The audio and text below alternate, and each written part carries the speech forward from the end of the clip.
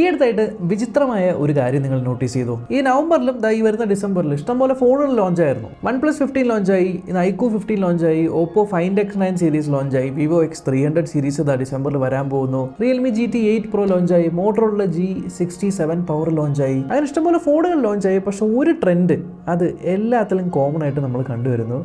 ഫോണുകളുടെ എല്ലാം വില കുത്തനെ കൂടിയിരിക്കുകയാണ്. പണ്ടൊക്കെ ഈ കമ്പനികളുടെയൊക്കെ ഫ്ലാഗ്ഷിപ്പ് ഫോണുകൾ എന്ന് പറയുമ്പോൾ ഏകദേശം ഒരു 50,000-60,000 രൂപയൊക്കെ ആയിരുന്നു. എന്നാൽ ഇന്ന് ഇതേ കമ്പനികളുടെ ഫ്ലാഗ്ഷിപ്പ് ഫോണുകൾ ഏകദേശം 70,000-80,000 രൂപയിലേക്ക് മാറിയിരിക്കുകയാണ്. ഇതിന്റെ യഥാർത്ഥ കാരണം എന്താണ് എന്നറിഞ്ഞ ചിലപ്പോൾ നിങ്ങൾ ഞെട്ടും. ഈ കഴിഞ്ഞ വർഷങ്ങളിലൊന്നും ഇല്ലാത്ത ഒരു പ്രൈസ് ഹൈക്കാണ് ഈ കഴിഞ്ഞ 1-2 വർഷമായിട്ട് വന്നിരിക്കുന്നത്.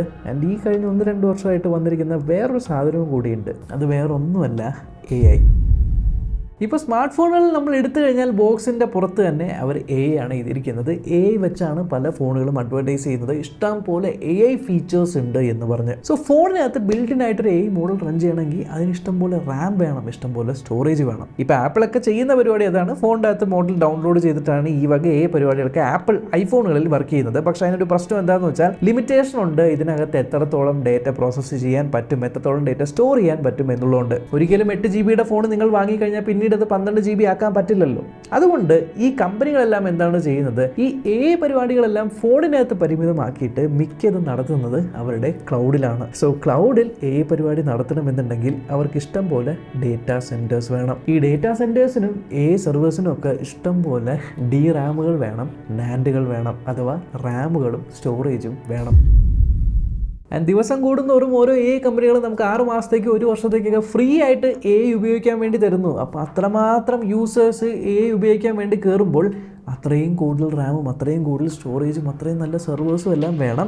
ഇതിനായിട്ട് ഇഷ്ടം പോലെ ചിപ്പ് ഈ കമ്പനികൾക്ക് വേണം. സോ ഒരു ഫോണ് ഇപ്പോൾ ഒരു 8 GB റാമും 128 GB സ്റ്റോറേജും ഉണ്ടെങ്കിൽ AI റെഡി ഫോൺ എന്ന് പറയാം. എന്നാൽ ഈ ഫോണിന് റാമും സ്റ്റോറേജും മേടിക്കണമെങ്കിൽ ഉള്ള സ്റ്റോറേജ് റാമും ഒക്കെ ഈ AI കമ്പനികൾ വാങ്ങിച്ചുകൊണ്ട് പോകുന്നതുകൊണ്ട് ഭയങ്കര വിലയായി. വില കൂടിയോണ്ട് തന്നെ ചിപ്പുകൾ, ഇത് ഇൻഫിനിറ്റ് ഒന്നുമല്ലോ, ചിപ്പുകളുടെ ഷോർട്ടേജ് വന്നു തുടങ്ങി. സോ പേഴ്സണലി നിങ്ങൾ AI പറ്റി ചിന്തിക്കുന്ന ആളെയല്ല ഞാൻ. AI പോലും യൂസ് ചെയ്യുന്നില്ല എന്ന് പറഞ്ഞാലും നിങ്ങൾ വാങ്ങിക്കുമ്പോൾ നിങ്ങൾ AIക്ക് വേണ്ടി AI ടാക്സ് എന്ന് വേണമെങ്കിൽ വിളിക്കാം. അത് കൊടുക്കുന്നുണ്ട് ഏതൊരു പുതിയ ഫോൺ വാങ്ങുമ്പോഴും. ഇനി റാമും സ്റ്റോറേജ് അവിടെ നിൽക്കട്ടെ, ഈ പുതിയ വരുന്ന പ്രോസസ്സറുകളുടെ കാര്യം ഒന്ന് ശ്രദ്ധിച്ചോ. പ്രോസസ്സറുകളുടെ സൈസ് ചെറുതായി ഇപ്പോൾ 3 നാനോമീറ്റർ പ്രോസസ്സർ വരെ ഇറങ്ങി. ഇപ്പോൾ OnePlus 15 ആയിക്കോട്ടെ, iQOO 15 ആയിക്കോട്ടെ, ഇതിനകത്തൊക്കെ ഉള്ളത് 3 നാനോമീറ്ററിലെ ലേറ്റസ്റ്റ് ടെക്നോളജി ഉള്ള പ്രോസസ്സറാണ്. ഈ 3 നാനോമീറ്റർ കൊണ്ടുവരണമെങ്കിൽ ഒരു സൂപ്പർ അഡ്വാൻസ്ഡ് ആയിട്ടുള്ള മാനുഫാക്ചറിങ് പ്രോസസ് ഒക്കെ വേണം. സോ ഇതിന് മുന്നേ വരെ ഈ ചിപ്പുകൾ ഉണ്ടാക്കുന്ന സമയത്ത് അതിനകത്ത് നല്ല ഗെയിമിങ്ങിന് വേണ്ടി CPUവും GPUവും വേണം എന്ന് മാത്രമേ ഉണ്ടായുള്ളൂ. പക്ഷേ ഇപ്പോൾ AI വന്നുകൊണ്ട് ചിപ്പുകളിൽ നല്ല NPU ന്യൂറൽ പ്രോസസ്സിംഗ് യൂണിറ്റുകളും കൂടി വേണം എന്നുള്ളതുകൊണ്ട് അത്രയും നല്ല NPU ഒക്കെ ഉണ്ടാക്കിയെടുക്കാനുള്ള എക്യുപ്മെൻറ്റ്സിന് വില കൂടിയതുകൊണ്ട് ഈ വരുന്ന പുതിയ ചിപ്പുകൾ, അഡ്വാൻസ് ആയിട്ടുള്ള മെത്തേഡൊക്കെ യൂസ് ചെയ്യുന്ന ചിപ്പുകൾക്ക് നല്ല വിലയാണ്. ആൻഡ് ഓൾസോ 5G മോഡങ്ങൾക്കും വില കൂടുതലാണ്. ഇനി റാമിനും സ്റ്റോറേജിനും പ്രോസസ്സറിനൊക്കെ ഇത്രയും വില കൂടിയിരിക്കുന്ന സമയത്ത് കസ്റ്റമേഴ്സിൻ്റെ ഒരു പ്രീമിയം പോയിന്റ് ഓഫ് വ്യൂ മാറി. ഉദാഹരണത്തിന് ഈ അടുത്തായിട്ട് ഇറങ്ങിയിരിക്കുന്ന Oppo Find X9 ഫോൺ നോക്കുവാണെങ്കിൽ അതിനകത്ത് LTPO പാനലല്ല, LTPS പാനലാണ്. അപ്പോൾ ഒരു ഫ്ലാഗ്ഷിപ്പ് ഫോണിൽ LTPO പാനലാണല്ലോ വേണ്ടത്, 1 Hz 120 Hz റിഫ്രഷ് ആവുന്ന. അല്ലാണ്ട് LTPS പാനൽ അതാണോ കൊടുക്കുന്നത്? അതൊക്കെ മിഡ് റേഞ്ച് ഫോണിൽ കൊടുക്കുന്ന ഒരു പാനലല്ലേ. കാരണം 75,000 രൂപയാണല്ലോ മുടക്കുന്നത്. പക്ഷേ ഈ 75,000 രൂപ അവിടെ മുടക്കുമ്പോൾ ഓൾറെഡി ബാക്കിയുള്ളതിന് വില കൂടിയോണ്ടാണ് ഈ പ്രൈസ് കൂടിയത്. ഇനി എങ്ങനെങ്കിലും ഒന്ന് പ്രൈസ് 75,000 കൊണ്ടുവരാൻ വേണ്ടിയിട്ട് LTPS പാനൽ കൊടുത്തു.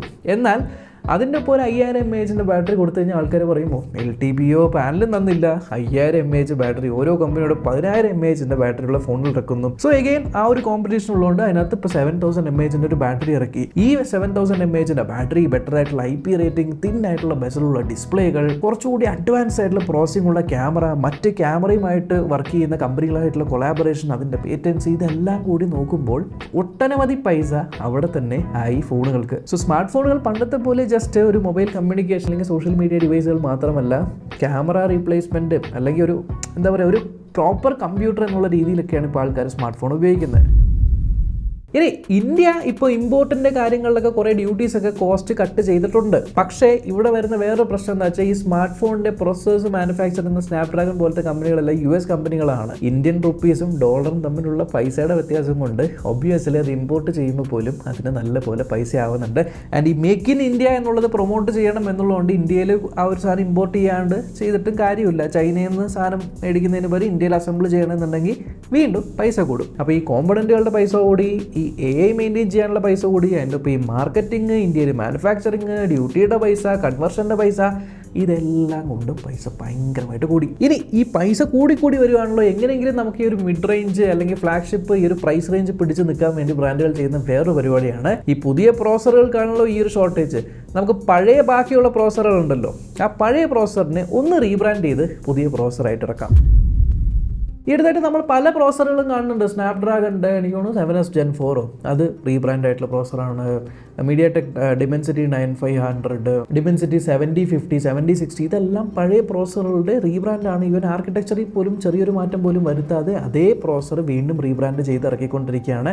എന്തിനു വേണ്ടി? കോസ്റ്റ് സെയിം ആക്കി വെക്കാൻ വേണ്ടി. പക്ഷെ ഒരു നോർമൽ ബയർ നോക്കുമ്പോൾ എന്താ, കഴിഞ്ഞ പ്രാവശ്യം 6S Gen 3 ആയിരുന്നു, ഇത്തവണ 7S Gen 4 ആണ്. കുറച്ചുകൂടി പുതിയ ജനറേഷനാണ്, കുറച്ചുകൂടി ബെറ്റർ ചിപ്സെറ്റാണ്. ആക്ച്വലി ഇറ്റ് ഡസൻറ്റ്, അങ്ങനെ ആയിരിക്കില്ല. നിങ്ങൾക്ക് ആ ഒരു ചിപ്സെറ്റിൻ്റെ പേരടിച്ചിട്ട് nano.com പോയി കഴിഞ്ഞാൽ കൃത്യമായിട്ട് കാണാൻ പറ്റിയ എത്ര ക്ലോക്ക് സ്പീഡാണ്, എന്ത് ആർക്കിടെക്ചറാണ്, ചിലപ്പോൾ ഡിറ്റോ അത് തന്നെ ആയിരിക്കും, പേര് മാത്രമേ വ്യത്യാസം ഉണ്ടാവുള്ളൂ. ഇനി ഇതൊരു സാധാരണക്കാരൻ എങ്ങനെ അഫക്റ്റ് ചെയ്യുന്നു വെച്ചാൽ, ഇപ്പോൾ പണ്ടത്തെ പോലെയല്ല. ഒരു എൻട്രി ലെവൽ സ്മാർട്ട് ഫോൺ എന്ന് പറയുമ്പോൾ പണ്ട് 10,000 രൂപയ്ക്ക് താഴെയായിരുന്നു.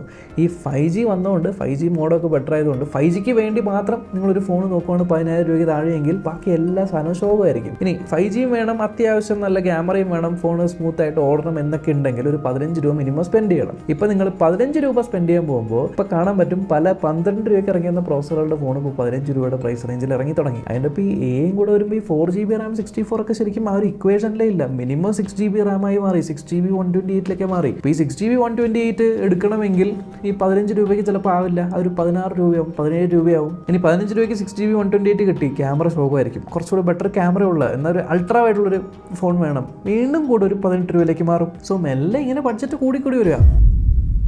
രണ്ട് കാര്യങ്ങൾ ചെയ്യാം. ഒന്നില്ലെങ്കിൽ സെയിൽ ടൈമിന് വേണ്ടി വെയിറ്റ് ചെയ്യുക എന്നുള്ളതാണ്. ബിഗ് ബില്യൺ ഡേയ്സ് അല്ലെങ്കിൽ ഗ്രേറ്റ് ഇന്ത്യൻ ഫെസ്റ്റിവൽ, ഇതിന് വേണ്ടി വെയിറ്റ് ചെയ്യുക എന്നുള്ളതാണ്. രണ്ടാമത് ചെയ്യാൻ പറ്റുന്ന ഒരു കാര്യം എന്താണെന്ന് വെച്ചാൽ, നിങ്ങൾക്ക് കഴിഞ്ഞ കൊല്ലത്തെ ഒരു ഫ്ലാഗ്ഷിപ്പ് മോഡൽ വില കുറച്ച് മേടിക്കാം.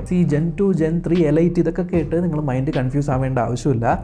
ഫോർ മോസ്റ്റ് പീപ്പിൾ ഞാൻ പറയട്ടെ, ഇപ്പോൾ സ്നാപ്ഡ്രാഗൺ 8 Gen 3 ഒരു പ്രോസർ ഉണ്ട്, സ്നാപ്ഡ്രാഗൺ 8 Elite പ്രോസർ ഉണ്ടെന്ന് വിചാരിക്കും. ഈ രണ്ടെണ്ണത്തിൻ്റെ ഫുൾ പൊട്ടൻഷ്യൽ ഒരു മനുഷ്യന് ഉപയോഗിക്കാൻ പോകുന്നില്ല. ഇതൊക്കെ ഉപയോഗിക്കണമെങ്കിൽ അത്ര യൂസ് ഉള്ളവരായിരിക്കും. ഒരു നോർമൽ പേഴ്സൺ ഈ രണ്ട് പ്രോസറും കൊടുത്തു കഴിഞ്ഞാൽ അതിൻ്റെ ഒരു 75% കേപ്പബിലിറ്റി പോലും ഉപയോഗിക്കാൻ പറ്റാത്ത ഒരാൾക്ക് they should not care about latest 8 Gen ഇത് 8 Elite ആണല്ലോ, അപ്പോൾ 8 Gen 3 അത് മേടിച്ചു കഴിഞ്ഞാൽ പ്രശ്നമാവില്ല എന്ന് ചിന്തിക്കേണ്ട ആവശ്യമില്ല. You can go with 1 generation before. മുന്നത്തെ ഒരു ഫോണുമായിട്ട് പോവാം. 2025 ഇറങ്ങിയ ഒരു പുതിയ ഫോൺ 30-35 രൂപ കൊടുത്ത് മേടിക്കുന്നതിന് പകരം 2024 ഇറങ്ങിയ ഒരു 40,000 രൂപയുടെ ഫോൺ ഇപ്പോൾ 25,000 രൂപ ആയിട്ടുണ്ടാവും. അത് മേടിച്ചാലും യാതൊരു പ്രശ്നവുമില്ല. ഞാൻ എൻ്റെ അടുത്ത് വന്നൊരു കൊറിയാണ് ഈ നത്തിങ് ഫോൺ 3A Pro. അത് മേടിക്കണോ അതോ മോട്ടറോള എഡ്ജ് 60 Pro വാങ്ങിക്കണോ? രണ്ടും ഏകദേശം സെയിം പ്രൈസിലാണ്. എനിക്ക് ക്യാമറയാണ് പ്രയോറിറ്റി. ഇങ്ങനെയൊക്കെ ഒരു സിറ്റുവേഷൻ വരുന്ന സമയത്ത് ഇപ്പോൾ ക്യാമറയാണ് നിങ്ങൾക്ക് പ്രയോറിറ്റി എന്നുണ്ടെങ്കിൽ ഇപ്പോൾ ക്യാമറ ഔട്ട്പുട്ട് ഇപ്പോൾ 3A Proൻ്റെ ക്യാമറാസ് അടിപൊളിയാണ്, മറ്റേതിൻ്റെ ക്യാമറാസ് അടിപൊളിയാണ്. ഇപ്പോൾ 3A Proയിൽ ടെലിഫോട്ടോ 50 മെഗാപിക്സൽ ഉണ്ട്, എന്നാൽ മറ്റേതിൽ ടെലിഫോട്ടോ 10 മെഗാപിക്സൽ ഉള്ളൂ. പക്ഷേ രണ്ടും 3x തന്നെയാണ്. എന്നാൽ ചില ആൾക്കാർക്ക് 3A Proയിൽ ഔട്ട്പുട്ട് ഇഷ്ടമാവില്ല, കാരണം അത് പഞ്ചി ആയിരിക്കില്ല. മോട്ടറോളയുടെ ഔട്ട്പുട്ട് ഇഷ്ടമായിരിക്കും, കുറച്ചുകൂടെ പഞ്ചി ആയിരിക്കും. എന്നാൽ 3A Proന് ബാറ്ററി കുറവാണ്, ഇതിനകത്ത് ബാറ്ററി കൂടുതലാണ്, ഫാസ്റ്റ് ചാർജിങ് ഉണ്ട്. വിച്ച് മീൻസ് അൾട്ടിമേറ്റ്ലി നിങ്ങൾ പൈസ സ്പെൻഡ് ചെയ്യുന്ന സമയത്ത് നിങ്ങളുടെ ഉദ്ദേശം എന്താണ് എന്ന് നോക്കിയിട്ട് ഒരു മുന്നത്തെ ജനറേഷൻ ഫോൺ എടുത്തു കഴിഞ്ഞാലും ആക്ച്വലി പ്രശ്നമൊന്നുമില്ല. സോ ഈ ഒരു നമ്പേഴ്സിൻ്റെ ഗെയിമിൽ നിങ്ങൾ വീഴാതിരിക്കുക. ഇനി വരുംതോറും നെക്സ്റ്റ് ഇയറിലൊക്കെ സ്മാർട്ട് ഫോൺസിൻ്റെ പ്രൈസ് കുത്തനെ കൂടാൻ തന്നെയാണ് സാധ്യത. സോ എഐനെ കാര്യമായിട്ട് നിങ്ങൾ ഡിപ്പെൻഡ് ചെയ്യുന്നില്ല എന്നുണ്ടെങ്കിൽ definitely previous generation phones is absolutely good for you. Else നിങ്ങൾ ഇതേപോലെ സെയിൽ വരാൻ വേണ്ടി വെയിറ്റ് ചെയ്യുക. സോ ഇൻഫ്ലേഷൻ അല്ല, ഇതാണ് പ്രധാനപ്പെട്ട കാരണം വില കൂടാനായിട്ട്. അപ്പോൾ അത്രയുള്ളൊരു വീഡിയോ, അടുത്ത വീഡിയോ കാണാം. ബൈ.